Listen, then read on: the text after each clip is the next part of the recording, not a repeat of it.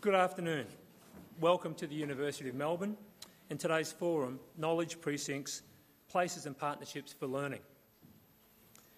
It seems particularly fitting for an event dealing with the role of place to begin by acknowledging with great respect the Wurundjeri people and the Kulin Nations as the traditional owners of the land on which the university resides, and to recognise their elders both past and present. This event is hosted by the University of Melbourne as part of its public lecture series, Australia's Role in the World, and the City of Melbourne's Knowledge Week. Following the forum, we invite you to partake in a walking tour of the Parkville campus and of Ormond College. With us in the audience today, we have representatives of the university, colleges, secondary schools, local and state governments, and architecture and design firms, many of whom have worked with the university.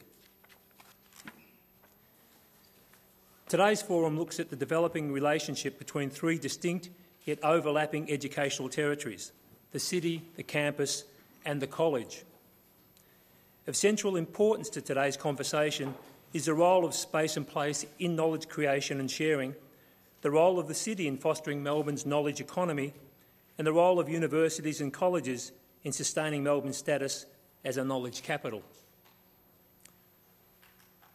This event comes at a time when we're rethinking what constitutes a higher education and the environments in which higher education takes place. The Vice-Chancellor of the University of Melbourne, Professor Glyn Davis, has written, "Campus is a place to work out who and what we want to be." Yet recent press reports on developments in e-learning have questioned whether the campus as we know it will even continue to exist. In a new book, Alain de Botton claims, and I quote, "We have implicitly charged our higher education system with a dual and possibly contradictory mission to teach us how to make a living and to teach us how to live." I suspect that today's forum will touch on both of these matters. Our panellists today are Mr. Geoff Lawler, Professor Margaret Sheil, Professor Rufus Black. And in the course of their presentations, each speaker has been asked to share with us an image of what they believe to be an effective learning environment from their own physical domain. Our first speaker is Geoff Lawler from the City of Melbourne. Geoff is one of 5 directors reporting to the Chief Executive of the City of Melbourne. As such, he is a member of the City of Melbourne's corporate management team and is responsible for the performance of the City Planning and Infrastructure Division. Geoff joined the City of Melbourne in 1996 after 17 years working for the Victorian Public Service in a variety of heritage and urban planning roles. Geoff has been asked to begin his presentation by addressing the question, how can the university better serve the city to become a vibrant knowledge precinct? Please welcome Geoff.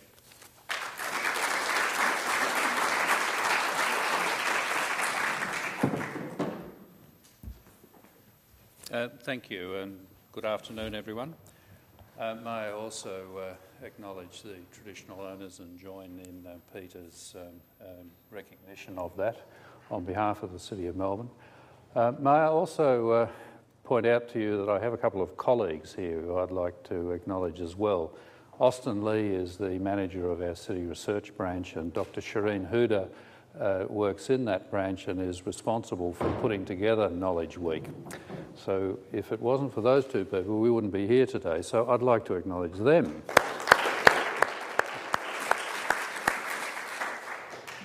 Austin's branch is also the source of most of what I'm about to show and tell you. I'm not going to directly answer the question that Peter posed me, because I'm entitled to. But what I want to tell you about is the city in that triumvirate that we've been posed. What is the city, and where is this learning place in the city? That's the physical manifestation of the City of Melbourne, almost. It's 37.5 square kilometres, but in reality it is made up of about 800,000 people on an average day being in that space for a variety of reasons, and that number of people is growing. That's roughly 1 in 6 Victorians inside this small space. And essentially my thesis is all of that space is a learning space. and the economy that we now operate in depends vitally upon interaction, exchange. Well, cities have always done that, you say, that's called trade. But increasingly the interaction, the exchange is between human beings sharing information. And it was interesting watching you all in the 10 minutes before we got started. I'll bet you all of you have learnt at least one thing from the conversations you were having with each other. And if that in fact is the case, then Knowledge Week has been successful. The economy of this place is $58 billion a year. And if you look at it in another direction, this is a result of Austin's work identifying particular activities that are occurring within that space. There are some very well-known clusters that we would say we can point at them. They're knowledge clusters. There's this place, this university, the broader Parkville Medical Research Precinct, the area around RMIT, the Aeronautical and Marine Research Cluster that's in Fisherman's Bend, and so on and so on. The sporting clusters, which are very clearly part of Melbourne's competitive advantage. However, we'd say it's actually more subtle than that. This is a map that is showing the distribution of certain industry sectors. All of these industry sectors rely hugely upon the exchange of information and the act of learning in order to create value. In fact, from the surveying which Austin's team's been doing over the last 6 months or so in order to help us understand exactly what this knowledge economy is, we think that 28 billion of that 58 billion could be directly attributed to core or intermediate knowledge-based industries, many of which are represented here, but there are more. So, what's the key aspect of all of this? Well, the word that comes up again and again and again is collaboration. And creating the ability for collaboration seems to be one of the things that managers of place can do to allow that to happen. In fact, of the surveying that's been done so far, 60% knowledge sector employees have a bachelor's degree or higher, so many of those may well have been part of the community that exists in this and the other campuses. 26% of them are specifically involved, 1/4 specifically involved in creating or generating knowledge. 21% transfer knowledge to others through teaching, and 48% use knowledge as a key enabler in their work. Many of them, 80% of that sector, have indicated so far that they collaborate with others in doing what they do. So those old ideas which are related to, I'd suggest, an industrial age of protection of knowledge in order to create value, which is then transformed into protection of place to keep the invader away, is gone. So the way in which people work, the way in which people generate value is very much associated with their ability to collaborate, so spaces must do the same. And here's one we all know which allows that. Inside and outside, in a very public high street of the city.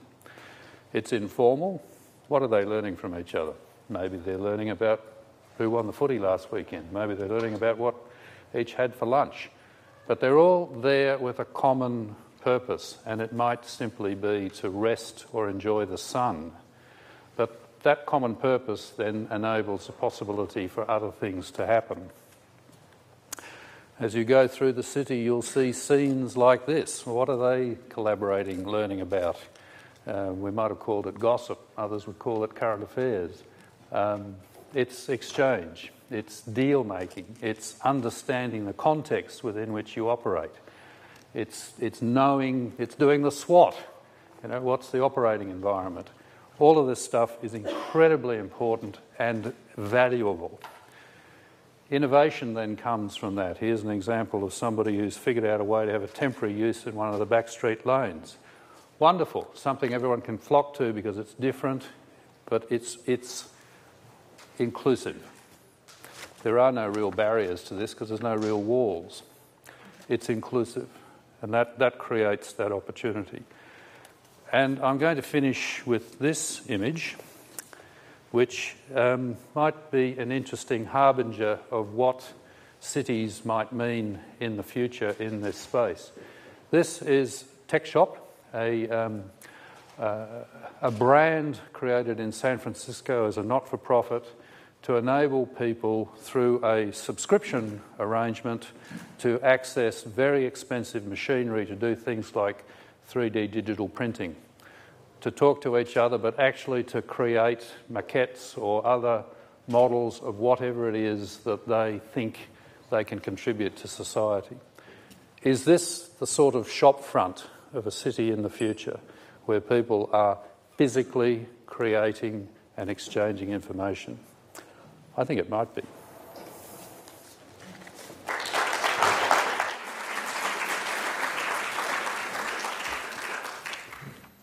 Thank you, Geoff.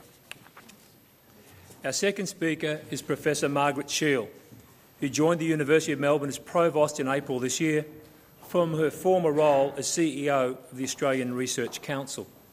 As Provost, Margaret leads the development and delivery of the Melbourne curriculum, Melbourne Student Services Model and Scholarly Information Future. And of particular importance to me, she leads the development of new learning environments within the university campus. The Provost is the university's Chief Academic Officer and Standing Deputy to the Vice-Chancellor. Please welcome Margaret.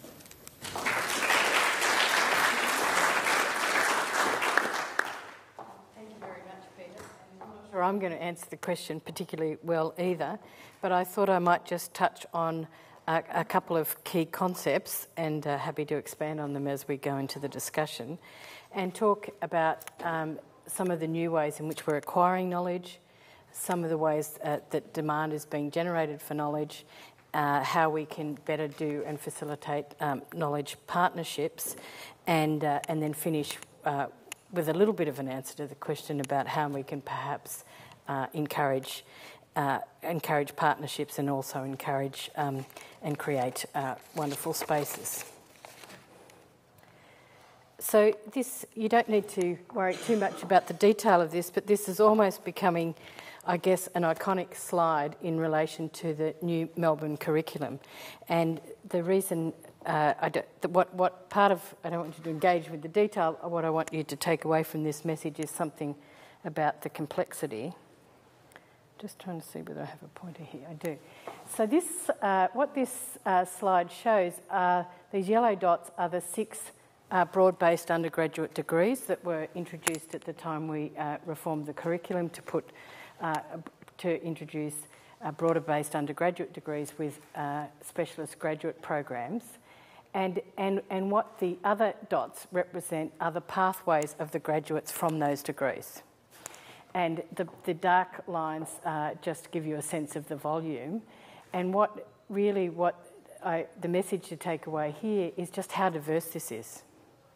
So that from these 6 degrees in science, arts, commerce, music, environments and biomedicine, the students are going into a whole range of different graduate programs, from teaching through to medicine, through to allied health programs, to law and so on. So it's just telling you something about the way the students have responded to that change in the curriculum, and also how diverse our student body is now, and that they're no longer organised into what was 96 lots, I guess, if we think about the 96 degrees that preceded this change, some of which were double degrees, but there was sort of an organisational unit through which we could manage cohorts, expectations, careers and so on. We now have a very, very, very diverse exciting, I guess, model of delivering education that the students have responded to, but it brings with it different challenges in terms of trying to get students together to because we don't have that old sorting mechanism of the 96 degrees. The other development that I'll just touch on briefly, and So many of you will have heard a lot about this in the press and are experiencing some of this yourselves. And this is the demand for knowledge that's being generated by the availability of knowledge online. And the New York Times described 2012 recently as the year of the MOOC. And the MOOC is the Massive Open Online Course. And these came out of, so these are free courses online offered by the best universities of the world. They came out of computer science departments, interestingly enough, in MIT and Stanford, and they've generated a tsunami of interest in online education. So, and there are a range of these. There's one involving MIT, Berkeley, Harvard, and now a number of other partners. There's a group that's spun out of Stanford called Udacity, led by Sebastian Thurn, and there's a number of others, but the one that's of most interest to us also came from Stanford, and it's known as Coursera, and that started with 3 or 4 institutions in April of this year. It then moved to add a further 17 partners in July and a further 16 partners, including the University of Melbourne, in October. And so they started in April, and there's over 1 million students using their platform and accessing their courses. We haven't started yet. We joined the consortium. We've put up 7 courses on the website and indicated what they would be, and we've got 50,000 enrolments already. They'll start in March next year, and that's more students than we have here on campus. So the demand for these massive open online courses has I think exceeded everybody's. If anybody could have conceived of that demand, it's exceeded expectations, and it's there is a drop-off rate, so that there's 100,000 enrolled in week 1. There's maybe in some courses 2,000 enrolled in week 13. There's evidence already that short courses are better. We know, that there are a whole range of issues around credentialing and what these courses will mean for universities, but it's the scale of this activity. It generates a range of opportunities. It generates opportunities in terms of what we're learning about how we teach. So if you have 100,000 students doing a course and 10,000 get the same wrong answer, you're pretty confident that maybe you did something wrong, not the students. It's giving an opportunity for people to taste or to get a sense of whether they're interested in changing courses. The demographics that we're learning about, the sorts of students that may be enrolled in these courses, of incredible interest to educators around the world. They're later, generally older, more mature age students, potential students, or working people, retired people. It's not actually the undergraduate looking for a replacement undergraduate experience as such. And we don't know where this is going to go, and you have to put it in context. We've got 7 courses up there. We offer 5,300 on campus. So it's not going to completely replace the Melbourne curriculum, but it will create an awareness and generate more demand for education, we think. And that's everybody, all the research about what happens in the online world is it actually creates demand for a physical experience alongside that. So that's a development that we're part of, that we don't know where that's going to end up, but it's certainly been the one that's generated the most interest in education this year. And one of the reasons I think we can be confident that we won't replace higher education institutions with a completely online world is that education is inherently a social experience. So one of the reasons the MOOCs have been popular is underneath the courses that are offered are a whole range of chat groups from around the world where students are sharing online. But we don't anticipate that will remove the need for students to share and have a social experience. This is one of the many wonderful learning spaces that we have here at the University of Melbourne, which Peter has been hugely influential in developing. And I chose this one of the range of slides that Peter sent me for a particular reason, is what you see here is that the students are not in formal classes, but they're all working on campus together, sharing knowledge and studying together. And every slide that Peter sent me, and I was only allowed to use a limited number, but I could have shown you many more of these, where these wonderful spaces we've created here have created these kind of communities. But the one that the reason why I chose this one in particular is if you look at what these students are doing, this space was probably 2 or 3 years old, maybe a bit 4 years old. And in each of those spaces we've provided a computer. But if you look at what the students are doing, none of them are using the computer that's provided. They're all using their own devices. They're not talking to one another. They're sitting working, so there's a social aspect to that. They might talk occasionally, but none of them are using the fixed computer. So we're in a bring your own device world as well, which we need to respond to. So it's not about just having computer labs anymore, it's about having spaces and being able to connect seamlessly those devices. This space, which I wanted to use to introduce the concept of knowledge transfer and research precincts, is actually from MIT. And I walked through this space when I visited recently. It's the ground floor of a building. I wasn't even sure what the building was. And it had an open space that the general public could walk through. Again, you didn't really know what the building was there for because there was no sign that said genetics or whatever. But as you walk through the space, there was the research and activities and the research prominence of MIT was on display. So there were these glass cabinets where you could peer in and learn about a particular discovery. There is a whole range of artwork that's been generated from scientific slides, so, you know, cells, protein structures and so on. There's timelines on the wall about the development of the technology that ultimately led to sequencing the human genome. And it's just a kind of flow-through open to the rest of the city space that's a passive knowledge transfer space. We know, and Geoff's touched on this, that connecting people in research environments into precincts, into common spaces, into creating opportunities for casual exchanges has a big impact on science and research and the capacity to do that in a great way. And we have many examples of that here in Melbourne and in Parkville, and I just reflect on one of those opportunities. When I was in my former job, I was involved in discussions around funding the bionic eye. Earlier today, we've had an event around celebrating some of the milestones of that project. When I arrived here, I said to someone, how could you do that? You know, why could we get going so quickly and make such rapid progress in an important problem? And in part it was because there was learnings from the bionic ear, but it was in part because all the elements to tackle this really important and challenging problem were here.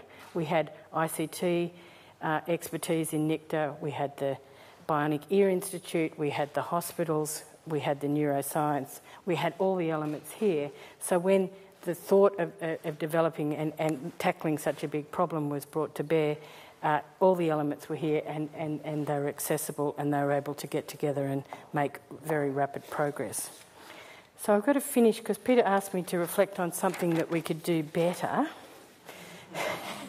And so I'm reflecting on one of the challenges that I found in terms of visiting the University of Melbourne when I wasn't part of Melbourne, the city or the university. It's very difficult to identify what's the... You know, if you said to a taxi driver, I want to go to the main entrance of the University of Melbourne, I don't think anybody could find it because it's not clear what where it is. So this is the entrance that you get if you travel from the tram stop.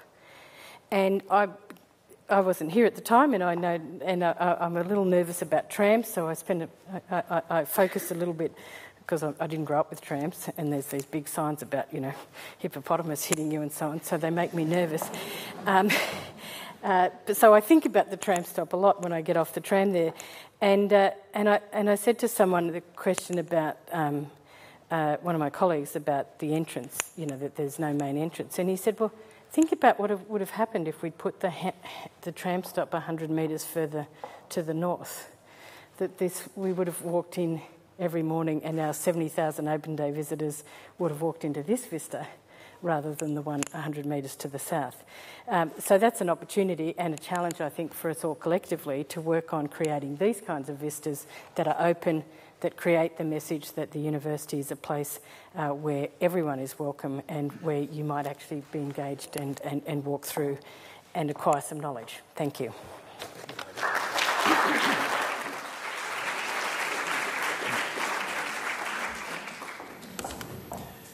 Thanks, Margaret. Our final speaker is Professor Rufus Black, who was the Master of Ormond College.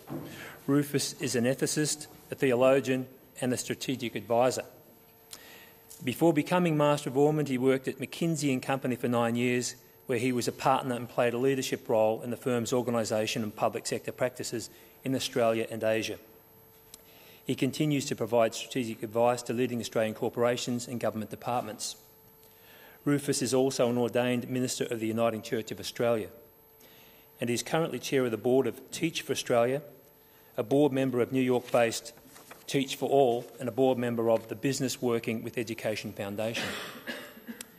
I'm delighted to report that Rufus also recently led the multi-award-winning redevelopment of the Ormond Library to form a wonderful new academic centre for the college, which you will have the opportunity to visit at the end of this forum. We asked Rufus to begin by reflecting on what could we take from the college student experience to enhance the student learning experience in the city and campus environments. Rufus.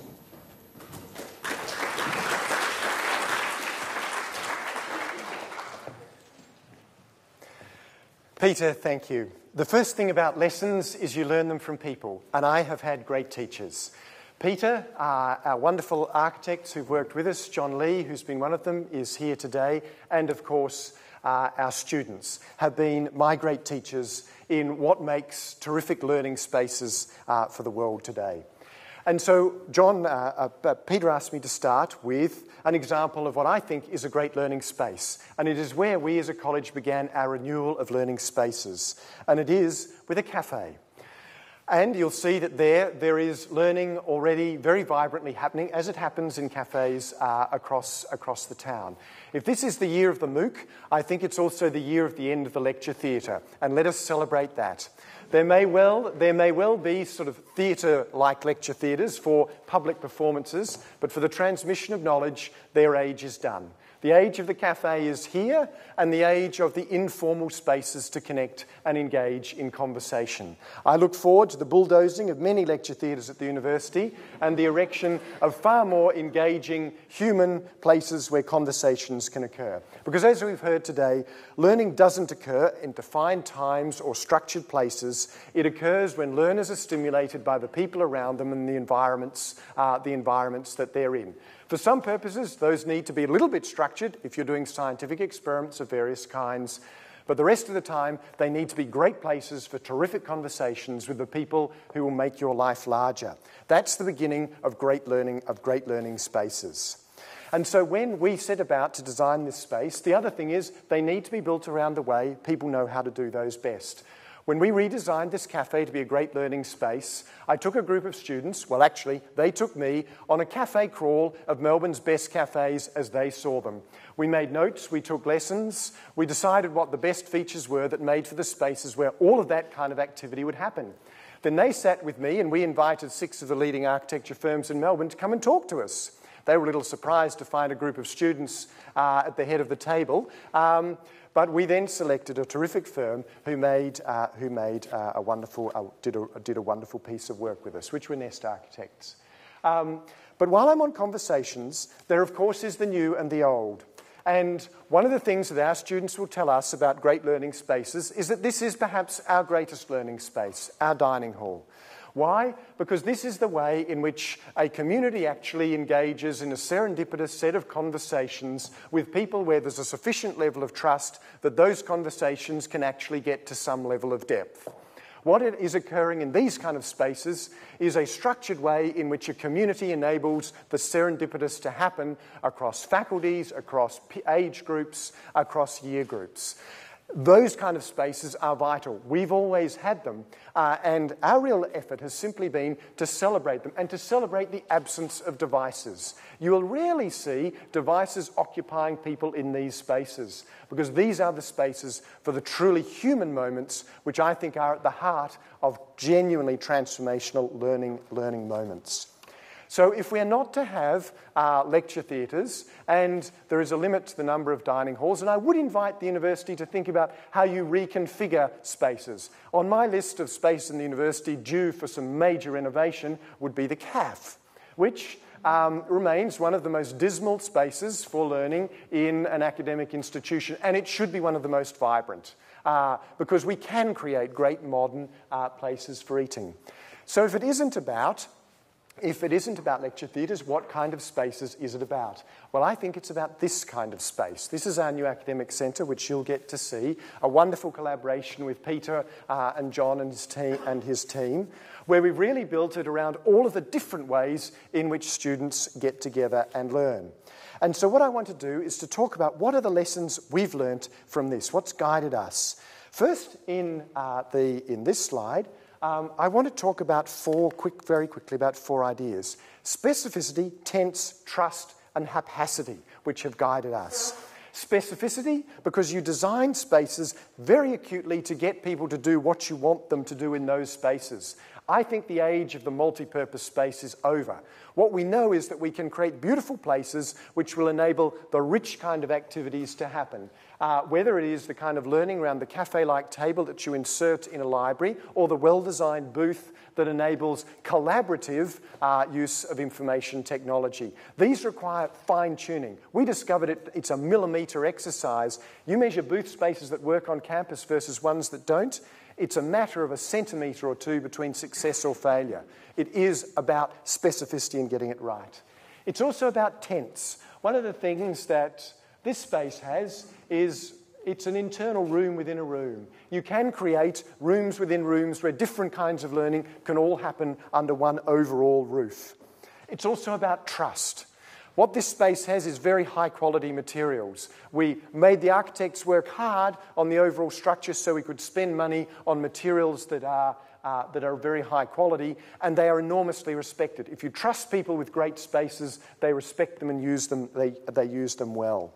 The other thing is about haphacity, which is the sense that you can feel the time-worn materiality of things. The recycled timber table here, the use of materials, invites people to recognise they are not in a sterile eternal now, but they actually belong to a larger narrative, to a place that has a story that connects them to each other and them to a wider narrative about the place, about learning, about knowledge. In many ways, it is what makes for placefulness.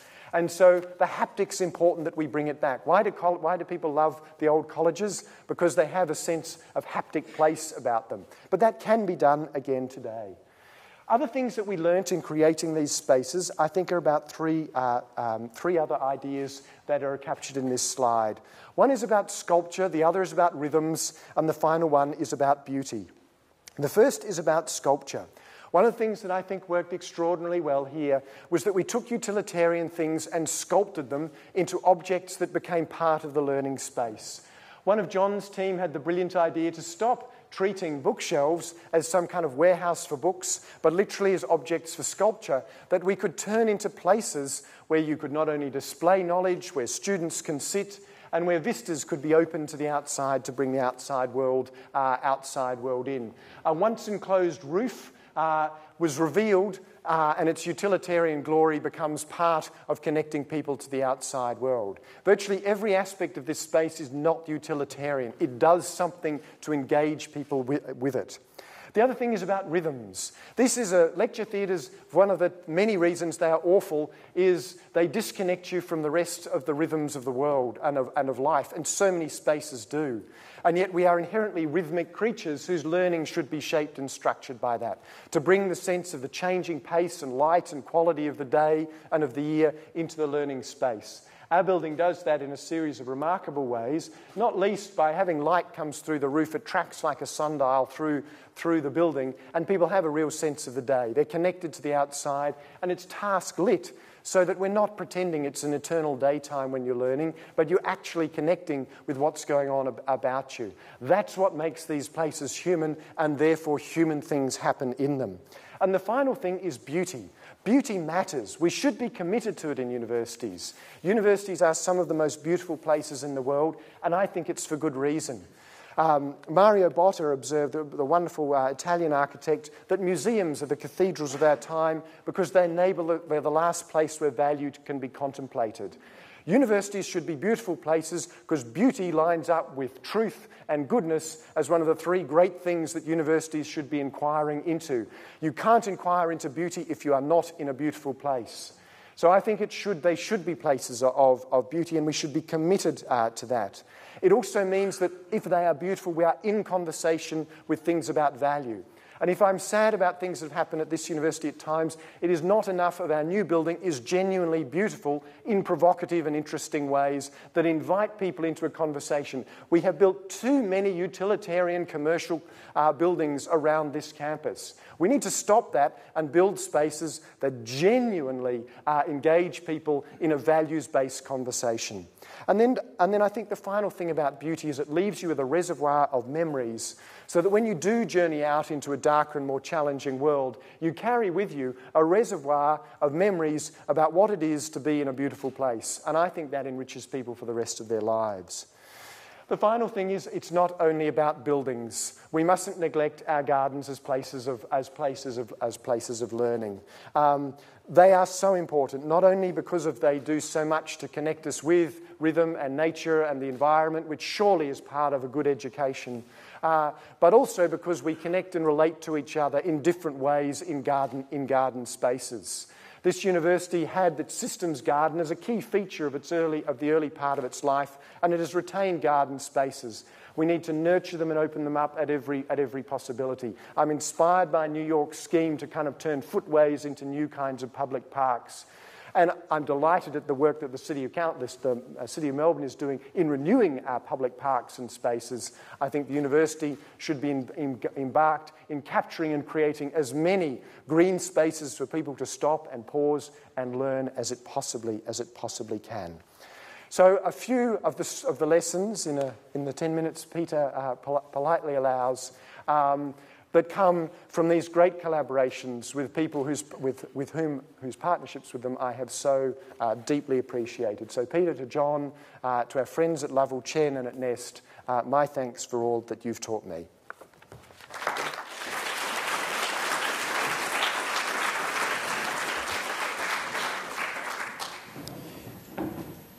We'd like to move now into a conversational stage of the forum, and I'll start the panel thinking and hopefully responding, and I'd like each of the panel members to respond to this prompt, if you like, before we take some questions from the audience. How we define a knowledge economy or the knowledge sector will determine who and what is seen to be vital to its development and what isn't. So I'm interested in who we leave out of the picture. I'm interested in how inclusive the knowledge economy that we're aiming to build, and it's clearly being built at the moment, how inclusive it will be, and who may get left out of that process and not be part of the knowledge economy. If I could respond by saying, I guess from a risk perspective, you can't leave anybody out. Now, easy to say, a bit harder to do. But you simply can't, because ultimately that will bring the whole to an end. It is a key point of unsustainability, that if it's not inclusive. There are some signs of hope, I think, for making that better. I mean, simply the sheer numbers that I've shown you, at least for the City of Melbourne, which has had an urban policy about inclusiveness for as long as I've worked for it, the numbers are coming. So clearly it's working at that level. What do things like the rollout of the NBN mean, for example, in the future? I hope it furthers it, inclusive not just to the people that you go to work with or live near, but the world. it's something that just has to be worked at. Is there a danger, Geoff, in that some of the places that have been developed very successfully in the city over the past few years and that attract me and my friends and my sons these days, that they in some way don't welcome all citizens or all users of the city? Yes, there are some dimensions of the city that do that. In fact, it's been quite a problem in recent times, and I'm referring specifically to the late night economy. Those 800,000 people that are in the city on an average workday, on an average Friday and Saturday night, in recent times it's been up to 300,000 people in the city, and many of those are here for a single purpose. You've seen the results of single purpose late at night, alcohol fuelled. At times the streets of the city have looked like a war zone. Now that has dissipated, but I suppose the key point, and the point that the Council is wanting to address, is that singularity is a huge risk. Diversity is the best way of overcoming that risk. So the ability to create reasons for people to be together from a very diverse walks of life is a key success factor. Thanks, Geoff. Margaret, could I get a response from you to the issue about whether we're going to exclude people?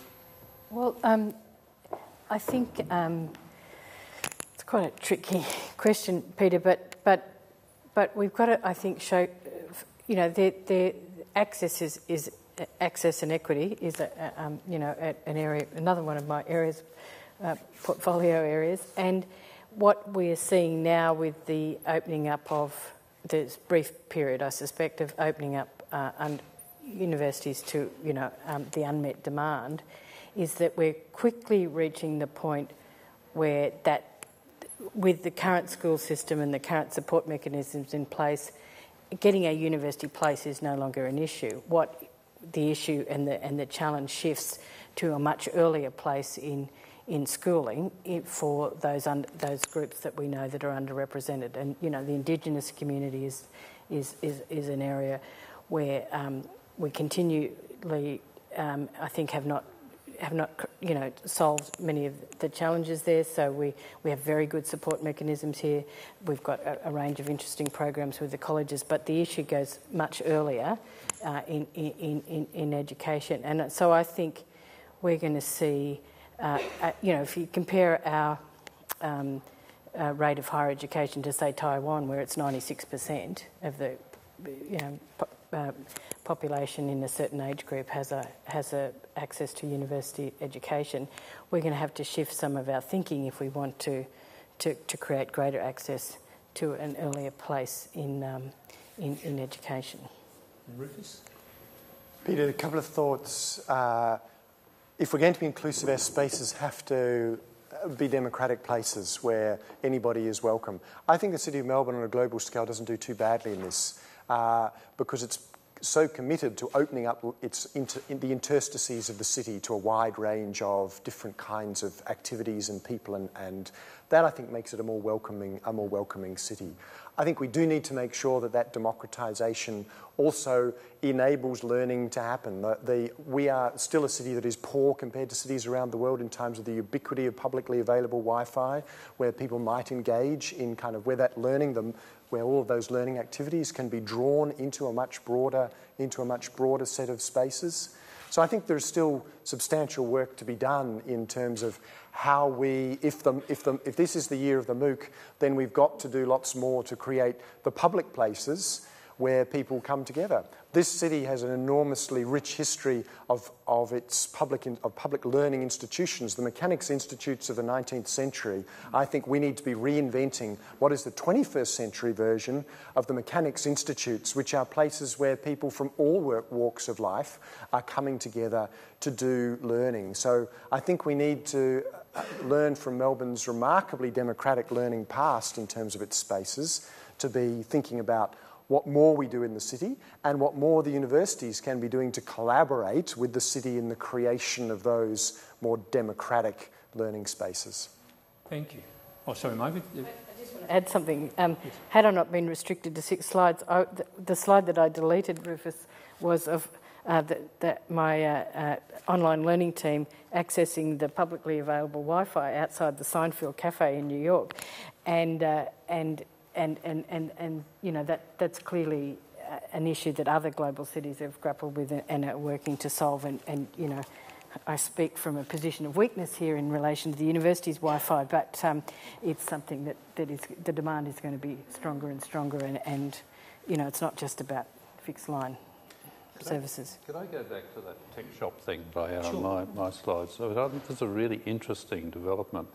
I think there's about 6 of them so far, and it's being created, like a lot of American things are, sort of brand style. But the really interesting thing about it is that it's creating an ability for people to engage with the digital economy using their hands to make things. And I think we have been a little bit at risk of losing the ability to make things. It's kind of been this sort of reduced down to what you think, what you say, what you might write. But if we can't make things, you're just missing a bit in the total learning. And this gives, this shop gives an ability for people who wouldn't have the resources to otherwise make things in the 21st century to do so. I think that's fantastic. Certainly. Could I invite questions from the audience to the panel, please? And if I could just ask you to wait until the roving mic reaches you. We might take a question from the woman in the blue and white striped dress there, if I may, and then the gentleman to the right.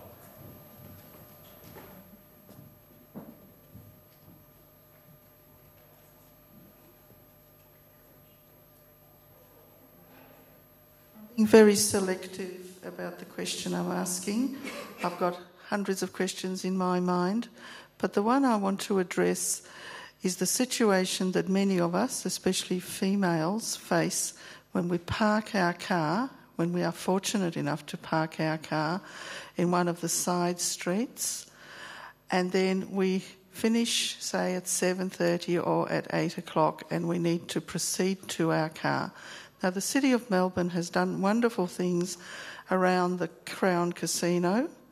It's doing wonderful things with lighting in Chinatown and around the theatres. But there are still extremely dark spots around the campus. And, of course, that links with the question of free parking or meter parking, which if we are going to get people to have this campus experience, we may need to think about. Thank you. Panel members, I'd like to lead off with a response. Could I just clarify? Is your concern about on-campus or off-campus? Off-campus street parking and moving from the campus to the parking area.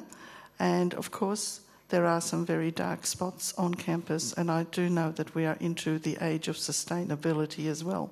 But my concern is with the City of Melbourne and the lighting and the parking provisions. Thank you.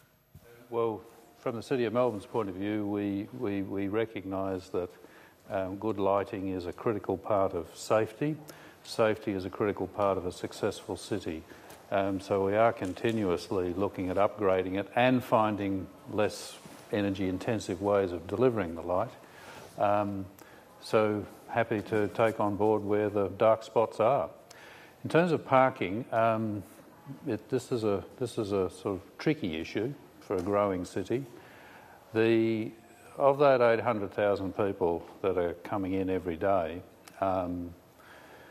about 380,000 of them are coming in for a traditional commuting working experience. And about 80% of those are these days travelling by public transport. The remainder of visits during the course of the day are essentially short-term business visits. So the on-street parking is distinct from the off-street parking, which the council predominantly does not own or control. But the on-street parking is reserved very much for those short-term business visits, and it's simply a fact of numbers and space that not everybody should be thinking that parking on street is, one, sustainable into the long term as an option for how this city operates, or two, going to be necessarily the best way of getting to and from here in the future. I think we, unless you have a particular urge to answer that question, we might just leave it with Geoff, given it seems to fall into his domain. We have a question over on the right thing. Thank you. Luke Flanagan from Property Campus Services here at the University. My question is specifically for Geoff, but also further to comments made both by Margaret and Rufus, with reference to both creating and reinvigorating green spaces, but also the presentation of the university campus or campuses. The university is obviously an integral part of Melbourne's knowledge precincts, primarily at South Bank and here at Parkville. Just interested to know what sorts of opportunities you think there might be as far as integrating those campuses into the cityscape with, to my mind, the obvious candidates are things like the closure or a cut and cover tunnel under Gratton Street, for example, as the university moves southward, but also closure of streets like Dodds and Grant Street at South Bank, which I understand are currently ideas that are at least being contemplated. I guess that's me again.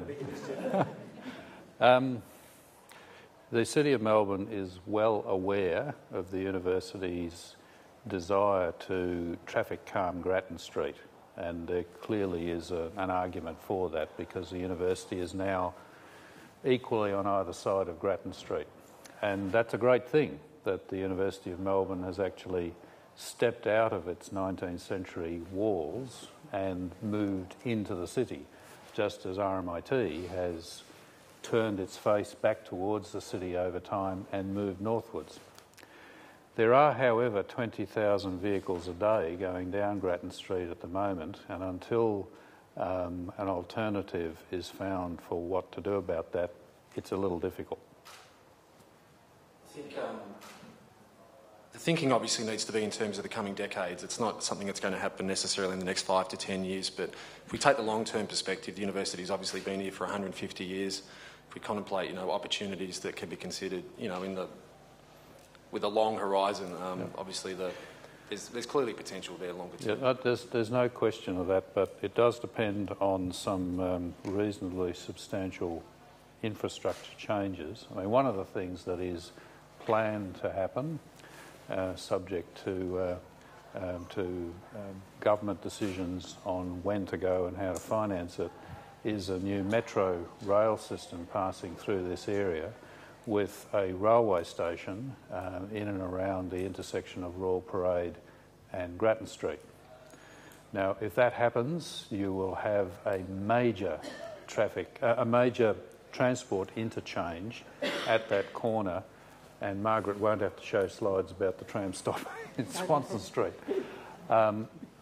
Incredible amounts of people into the future in that corner. So it of itself will start to drive the sort of changes you're talking about. Thank you. Yes, sir. Question over here in the middle. Jeff Robinson from Oricon. I was interested to hear what you were saying about, Rufus, about the death of the lecture, the theatre this year. I mean, maybe we should go around and sort of put little signs on saying rest in peace or something, but I suppose I'm just interested to know, I go to lots of conferences and I hear a lot about the new learning techniques and things like this and about the death of the lecture theatre, but they all seem to be held in lecture theatres, by the way, but anyway, putting that aside. I suppose I'm just interested in understanding what the university's policy is and where, are the good examples that can be pointed to in other parts of the world about redeveloping lecture theatres and using them in different ways. Because I think that the collaborative spaces that you have created are absolutely world class, but it's that reconfiguration and what the plans are for reusing fairly expensive infrastructure. Well, it'll be for Margaret to say what the university's policies are. My world ends at our gate. What I do think is inspiring, though, is to have a look at what they did at where they've been heading at MIT, which is probably, I think, cutting edge in these kind of spaces, which are, once you start closing lecture theatres, you can start recreating collaborative learning spaces where you still have large numbers of students together, but they really are configured so that learning can happen differently. And I think the revolution that needs to happen is actually about how we teach. And space should follow that. It's a sort of catastrophic failure of the imagination that we still continue to conduct learning in these formats where we know how much better it can be done. The other place universities can look is to some of the most innovative schools, which have also appreciated that the industrial kind of construct of the 30-person box is a little bit of a 19th century solution to mass education, as the best of those start to reinvent much more dynamic spaces. But it does require an absolutely fundamental change in how we're delivering learning. I'll give you a little example which I'm less embarrassed about talking publicly now that the age of the MOOC is with us. In this kind of lectures, in the space that I've kind of described, we had some students who took a University of Melbourne course by downloading a science course from another university in America, sat round in a group of 5 people watching the lectures, chatted to each other, found a tutor, got updated on those things, turned up to the exams and did very well. They had effectively disintermediated a large part of kind of the infrastructure of a university. Now, that can be seen as threat or massive opportunity, because it said both place still is incredibly important. It mattered that 5 people could get together and have a trust-based collaborative experience. It mattered that they could find someone and have an interaction with them. And the sheer kind of nature of place mattered, but the content came from somewhere else. So I think we've got to be really careful as we do this reinvention, to do it around new ways of learning, and not to be caught in an either-or, that it's either the MOOC or the place. I, in fact, think in lots of ways there will be many segments of these things, but for universities like ours, it'll be the coming together that offers the biggest kind of chances for genuine revolution.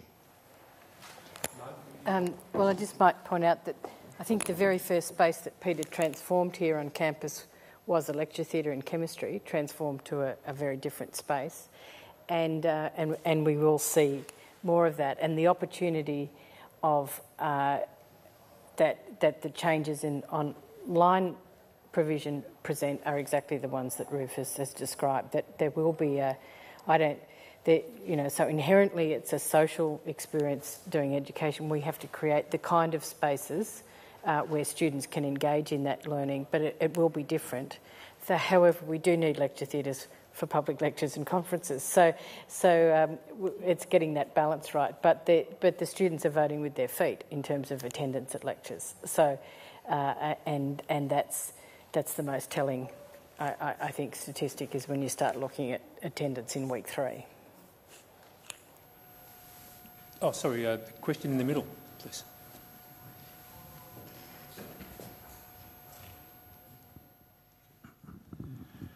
Given that the planning for facilities, major facilities, certainly is 4 to 5 years hence, and we're currently looking at those now, what are the panel's suggestions for those that are involved in that planning and subsequently involved in the construction, which will happen maybe in 3 or 4 years' time, on where we're actually headed at the end of the day? I mean, we're talking about today and things are moving along, but where are we actually going? What sort of things should those that are in that field be looking at to provide that level of support? Rufus articulated quite a number of them, and it will be also, but I think the one that the physical infrastructure for online connectedness is a big change that we need to be thinking about the bring your own device model, and we don't even know what the devices are going to be. But it's really about creating collaborative spaces and thinking through how best to do that and learning from that. I don't see. I think the change has kind of happened, and so in the sense of what you saw just in the Ormond College example, but there are many others in that. So I'd be looking to recent examples, I guess. I suppose what I'm actually asking is what you see as the next step. I mean, that change has happened, and Peter's doing a lot of work around that now, and yourselves.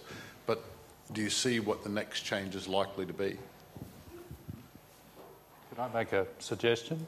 It's not my business, but I'd like to make it anyway. The point I didn't make, but I was hoping would come through the presentation that I made, is this city is a learning space. And I think the university should frankly take advantage of that.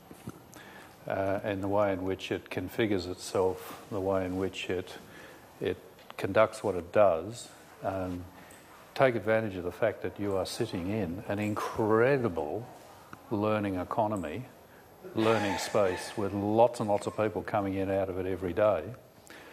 And the other thing is that these numbers that are starting to come out from Austin's survey of whatever the knowledge sector is about collaboration, I think it says to me that a really important thing for people to learn to take part in this workforce is socialisation.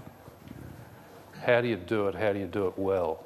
So I think... Geoff, can I intervene there? Just because there's something that hasn't come out in any of the questions so far, and the presentations really, and I thought it might.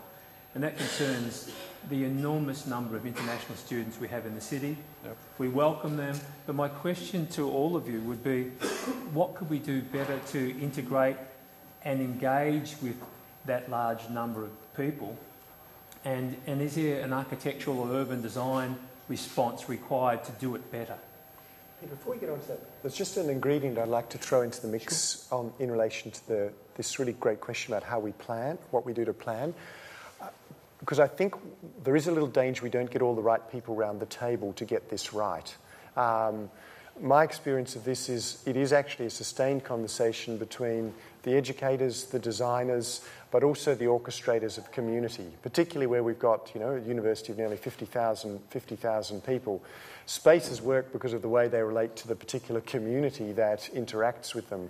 And unless we put some serious thought into how we design community around here so that we actually get groups of people who have enough interaction with each other that they build the qualities of relational connection, that serendipity can happen, that the deeper conversations can occur, we could easily design spaces that the educators and the designers think are going to work, but which actually are socially unsuccessful because we haven't rethought how community works.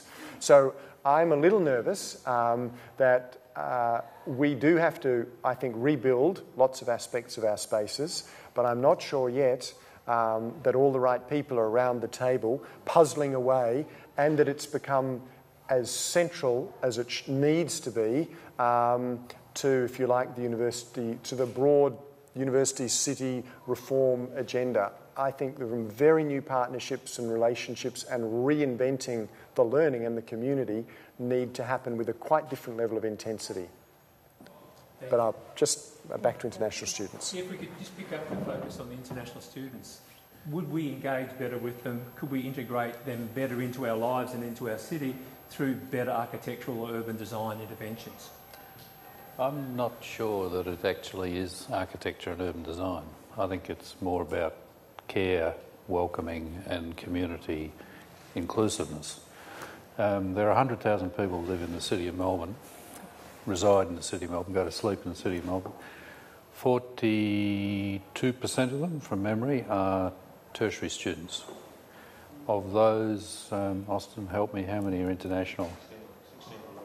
16,000 international students living in this community. So 16% of our residential community are international students. So they might be here for 3, 4, 5 years and gone. So the chances are of them missing the opportunity to be part of this community are relatively high. Issues to be concerned about: housing.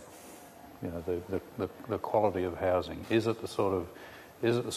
there any exploitation happening in housing? It's something that we actually have to pay attention to in all sorts of ways that you may not necessarily even hear about sort of the occasional example of someone exploiting students by packing too many of them into spaces, rendering it unsafe. We actually have to go in and take action on that, prosecute about it. It doesn't make the front pages, but we have to do it. We have to be concerned about the design and planning of housing. So the council has developed policies around what is student housing, essentially to get away from exploitation of people who may not be here long enough to demand it themselves. The city provides welcoming days for international students. Welcome, be part of our community. I mean, we do work with the universities and the other tertiary education providers to do that. We probably have to keep doing it better, because if they decide not to come, it'll cost us all one way or another. Could I get a brief response from the other two panellists? Yeah. As colleges, we've learned a lot about this. A number of us would have up to 20% international students. There are two things I think that have gone missing in the way we're dealing with them in the city, is we have concentrations far greater than that. In fact, many residential areas will not be an adequately diversified mix, which inevitably impedes integration. The second piece is we don't do enough to actually create community building spaces and facilities and structures around these things. And that's partly because as a city and as a university, we have not committed in the way other universities and all the great universities have to a residential component as an integral part of a university experience. Unless we do that, we will end up with the reality of effectively closed, unduly closed communities, which are an unhealthy part, both for those part of them and for the wider city. To fix this problem, it requires the university and the city to find models where we can really create a very different kind, and collaboration with RMIT and others, Victoria University, all of who have interests in the city, a very different kind of residential setting than the current ones that are dished up by commercial providers. Margaret, would you like a final word? I'll just make two comments. One is that the train line will provide opportunities, if the metro goes ahead, provide us with more opportunities for housing, because we're not then confined to this necessarily very expensive precinct. And the second one is just a reflection on a comment that I had from the Provost at Ohio State when I visited there recently, and they've just moved, Rufus, to have all of first year and second year accommodated on campus. And interestingly, the people that complained were the exploiting landlords in the surrounding area. And he's a very colourful president, the president of Ohio State. And he said, "Well, if you'd treated your tenants properly, we wouldn't have had to move in this direction." So there's certainly more thinking to do around that. And I think Rufus and Geoff have identified a range of those issues. Thank you, Margaret. Thank you to each of you. Could I ask you to join me in thanking the panellists today for their efforts?